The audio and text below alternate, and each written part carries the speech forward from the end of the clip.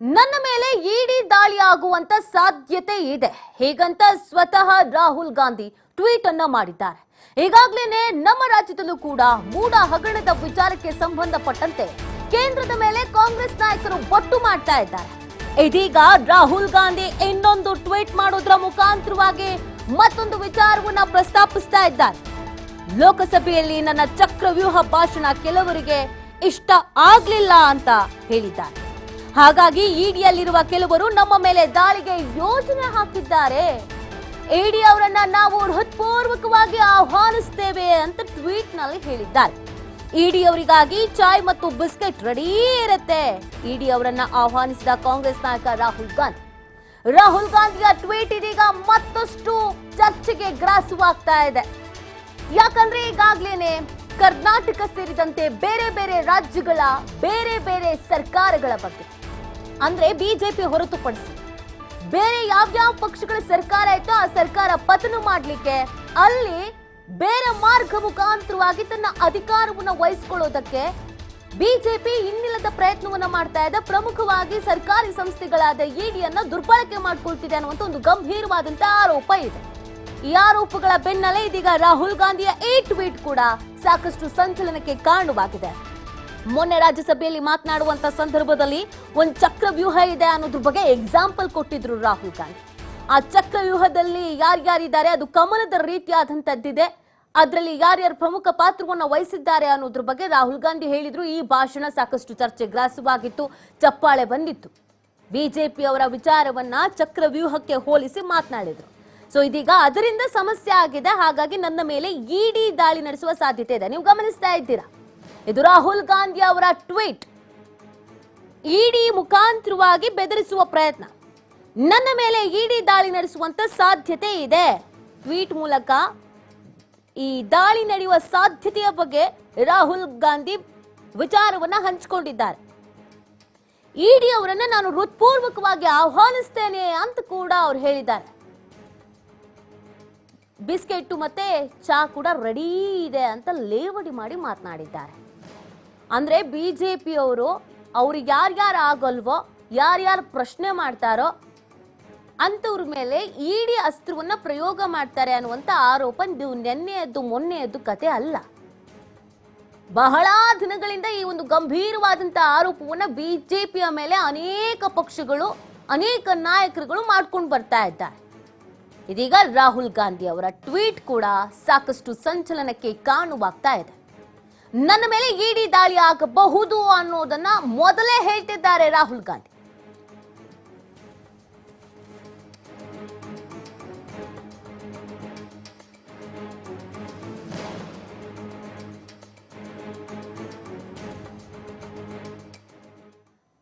ಇವತ್ತು ರಾಹುಲ್ ಗಾಂಧಿ ಹೇಳ್ತಾ ಇದ್ದಾರಲ್ಲ, ಚಕ್ರವ್ಯೂಹದ ಬಗ್ಗೆ ಮಾತನಾಡಿದ್ದಕ್ಕೆ ಇಷ್ಟ ಆಗಿರ್ಲಿಲ್ಲ, ಅದಕ್ಕಾಗಿ ಇಡಿ ದಾಳಿಗೆ ಯೋಜನೆ ಆಗಿದೆ ಅಂತ. ಹಾಗಿದ್ರೆ ಅವತ್ತು ಮಾತನಾಡಿದ್ದೇನು, ಏನೆಲ್ಲ ವಿಚಾರಗಳನ್ನ ಪ್ರಸ್ತಾಪಿಸಿದ್ರು ಅದನ್ನ ನೋಡೋಣ ಬನ್ನಿ. एक जवाब मैं प्रपोज करता हूं आज। स्पीकर सर, हजारों साल पहले हरियाणा में कुरुक्षेत्र में एक युवा को, अभिमन्यु को 6 लोगों ने चक्रव्यूह में मारा था। 6 चक्रव्यूह में फंसाकर मारा था। सर, चक्रव्यूह के अंदर डर होता है, हिंसा होती है, और अभिमन्यु को चक्रव्यूह में फंसाकर, ट्रैप कर 6 लोगों ने मारा। मैंने चक्रव्यूह के बारे में थोड़ी रिसर्च की और पता लगा कि चक्रव्यूह का एक दूसरा नाम होता है पद्मव्यूह, मतलब लोटस फॉर्मेशन। तो जो चक्रव्यूह होता है स्पीकर सर, वो लोटस के शेप में होता है, कमल के फूल के शेप में होता है। 21वीं सदी में सर एक नया चक्रव्यूह तैयार हुआ है स्पीकर सर, वो भी लोटस की शेप में है सर, और उसका चिन्ह प्रधानमंत्री जी अपनी छाती पर लगा के चलते हैं। सर, जो अभिमन्यु के साथ किया गया था जो अभिमन्यु को चक्रव्यूह में फंसाया गया था वही हिंदुस्तान के साथ किया गया है, हिंदुस्तान के युवाओं के साथ, हिंदुस्तान के किसानों के साथ, हमारी माताओं बहनों के साथ, स्मॉल बिजनेसेस के साथ, मीडियम साइज बिजनेस के साथ। सर, अभिमन्यु को 6 लोगों ने मारा था। उनके नाम द्रोणाचार्य, कर्ण, कृपाचार्य, कृतवर्मा, अश्वत्थामा और शकुनी। सर, आज भी चक्रव्यूह के बीच में 6 लोग हैं।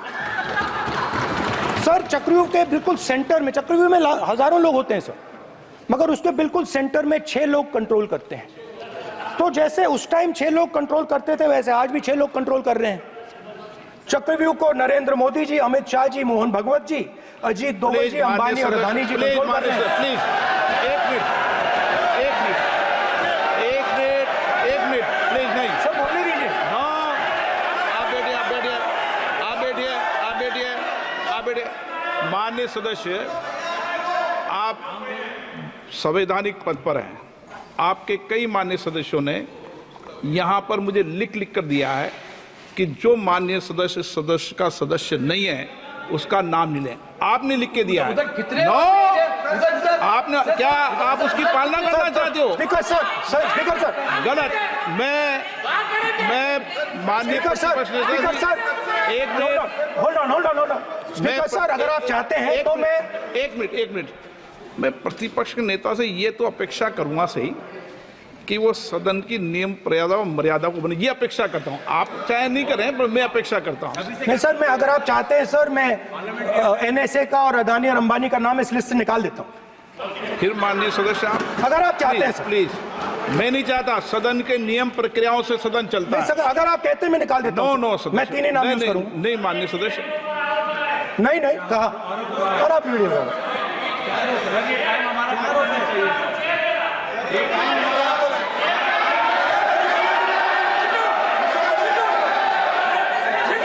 आप मत उठिए सब, प्लीज। या आप समझाइए। हाँ, आप Speaker sir, the Chakravyuh that has captured India has 3 forces behind it. First is the idea of monopoly capital, that 2 people should be allowed to own the entire Indian wealth. So one element of the Chakravyuh is coming from the concentration of financial power. The second element, sir, मैं budget को explain कर रहा हूं sir, मैं आ रहा हूं, वहीं आ रहा हूं sir. So one element is financial power. The second element is the institutions, the agencies, CBI, ED, Income Tax Department of this nation. And the third is the political executive. Speaker sir, these 3 together are at the heart of the Chakravyuh. And they have devastated this country. Speaker sir, my expectation was that this budget would weaken the power of this Chakravyuh. That this budget would help the farmers of this country, would help the youth of this country, would help the laborers, the small businesses of this country. But what I have seen is that this budget, the sole aim of this budget, iski jo niyat hai, it is to strengthen this framework, the framework of big business, monopoly business, the framework of a political monopoly that destroys the democratic structure, and finally the framework of what one can call the deep state or the agencies. And the result of this has been the first पहला काम इस चक्रव्यूह ने क्या किया, जो हिंदुस्तान को रोजगार देते हैं, स्मॉल एंड मीडियम बिजनेसेस हैं, जो करोड़ों युवाओं को रोजगार देते थे, उन पर इस चक्रव्यूह ने आक्रमण किया। कैसे किया? नोटबंदी, GST, और टैक्स टेररिज्म। आप लोग आतंकवाद की बात करते हो, पूरे देश में अगर कोई भी व्यक्ति छोटा बिजनेस चलाता है तो रात को उसको फोन कॉल आता है।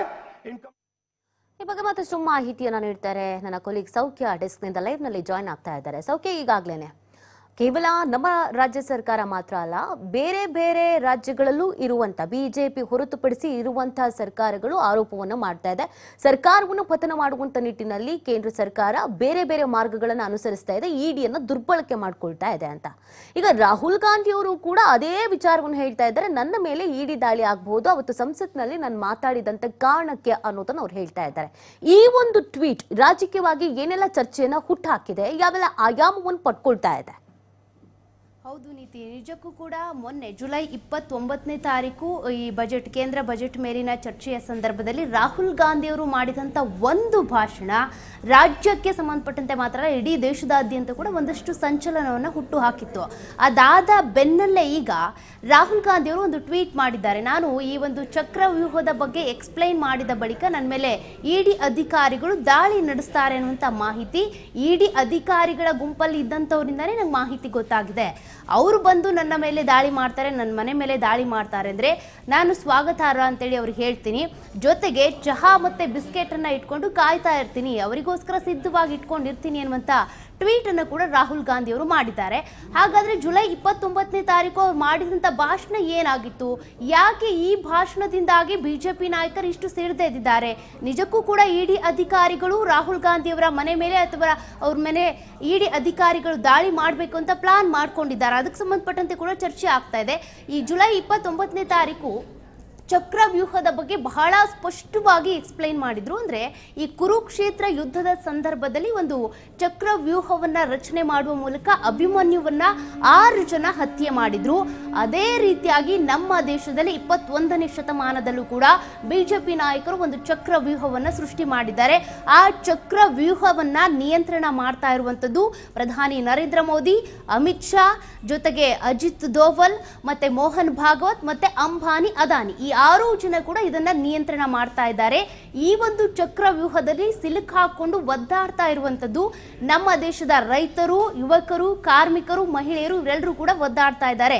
ಇದರಿಂದಾಗಿ ಬಹಳ ತೊಂದರೆ ಆಗ್ತಾ ಇದೆ. ಚಕ್ರವ್ಯೂಹ ಅಂತ ಬಂದ್ರೆ ಇದ್ರ ಬಗ್ಗೆ ನಾನು ಒಂದಷ್ಟು ಸಂಶೋಧನೆ ಮಾಡ್ತಾ ಬಂದೆ.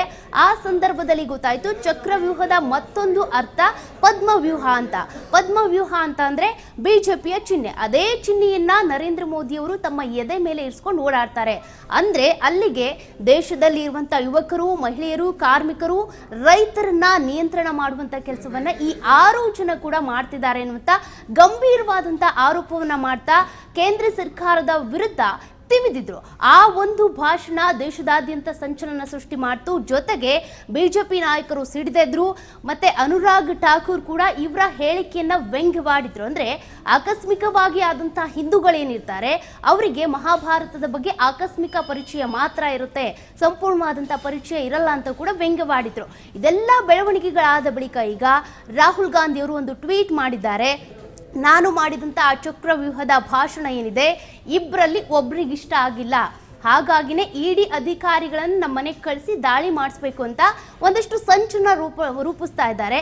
ಇಡಿ ಅಧಿಕಾರಿಗಳು ನಮ್ಮ ಮನೆಗೆ ಬರ್ತಾರೆ ಅಂದರೆ ಅದಕ್ಕೆ ನಂದೇನು ಅಭ್ಯಂತರ ಇಲ್ಲ, ಅವರಿಗೋಸ್ಕರ ಚಹಾ ಬಿಸ್ಕೆಟ್ ಇಟ್ಕೊಂಡು ನಾನು ಮಾಡಲಿ, ಇದೆಲ್ಲ ನನ್ನ ವಿರುದ್ಧ ಮಾಡ್ತಾ ಇರುವಂಥ ಸಂಚು ಅನ್ನುವಂಥ ಆರೋಪವನ್ನು ಕೂಡ ರಾಹುಲ್ ಗಾಂಧಿ ಅವರು ಮಾಡಿದ್ದಾರೆ ಟ್ವೀಟ್ ಮೂಲಕ.